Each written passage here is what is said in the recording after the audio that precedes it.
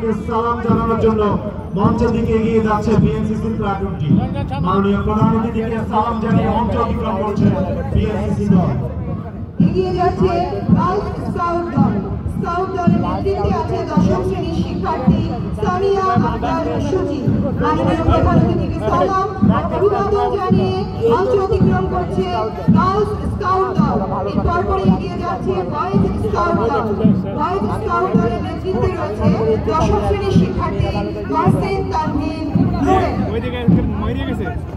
আমরা সদা প্রস্তুত, আমরা যথাসাধ্য চেষ্টা করব এই মন্ত্র নিয়ে দুর্বার গতিতে এগিয়ে যাচ্ছে আমাদের বয়েজ স্কাউট ও গার্লস স্কাউট দল। স্কাউটে একটি স্বেচ্ছাসেবী শিক্ষামূলক আন্দোলন, যার প্রতিষ্ঠাতা ছিলেন ইংল্যান্ডে জন্মগ্রহণকারী লর্ড ব্যারেন পাওয়েল অফ মিলওয়েল।